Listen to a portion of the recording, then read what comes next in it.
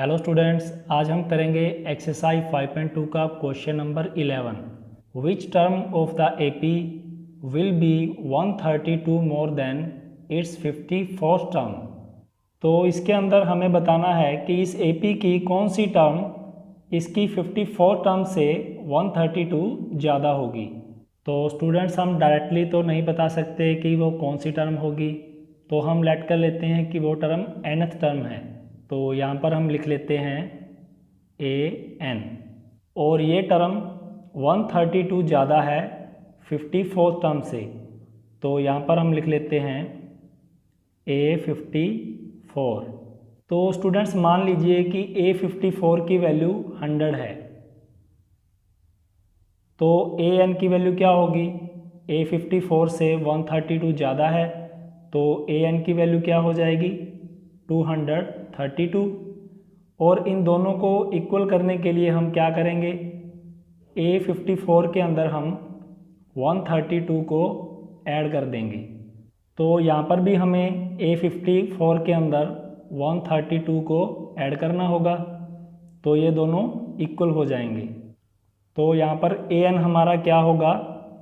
an is equal to a54 की जगह पर हम लिखेंगे a प्लस 53d, क्योंकि a54 होता है a प्लस 53d और साथ में है 132। तो यहाँ पर an की वैल्यू क्या आएगी? a हमारा है 3 प्लस 53 और d हमारा होता है कॉमन डिफरेंस। तो यहाँ पर कॉमन डिफरेंस क्या होगा? d is equal to second term में से हम फर्स्ट टर्म को माइनस कर देंगे, तो 15 माइनस 3 इज इक्वल टू होगा 12। तो यहाँ पर d की वैल्यू है हमारे पास 12 प्लस 132। तो यहाँ पर आएगा 3 प्लस 53 को 12 से मल्टीप्लाई करेंगे तो 636 प्लस 132। अब तीनों को हम ऐड कर देंगे तो यहाँ पर आएगा 771। तो ये हमारे पास an की वैल्यू आ गई 771। तो ये इस टर्म की वैल्यू है जो 54 टर्म से 132 ज़्यादा है। अब हमें उस टर्म को फाइंड करना है, मतलब कि हमें n फाइंड करना है। और स्टूडेंट्स, हमें पता है कि an इज इक्वल टू होता है a plus n minus 1 into D. तो यहाँ पर an की वैल्यू हमारे पास 771 और a की वैल्यू है 3 प्लस n हमें फाइंड करना है माइनस 1 और d की वैल्यू हमारे पास 12। तो यहाँ पर हम लिख देंगे 12।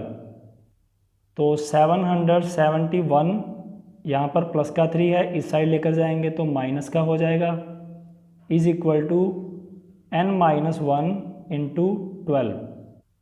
तो 771 माइनस 3 होगा 768। यहाँ पर 12 मल्टीप्लाई में है, इस साइड लेकर आएंगे तो डिवाइड में हो जाएगा और यहाँ पर रहेगा n minus 1।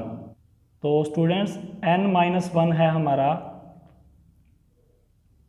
Is equal to 768 और डिवाइड में है 12। और 768 को हम 12 से डिवाइड करेंगे तो यहाँ पर आएगा 64। तो n हमारा क्या आएगा? 64। यहाँ पर माइनस का 1 है, इस साइड लेकर आएंगे तो ये प्लस का हो जाएगा। तो n की वैल्यू आएगी हमारे पास 65। तो इस AP की 65th टर्म इस AP की 54 टर्म से 132 ज़्यादा होगी।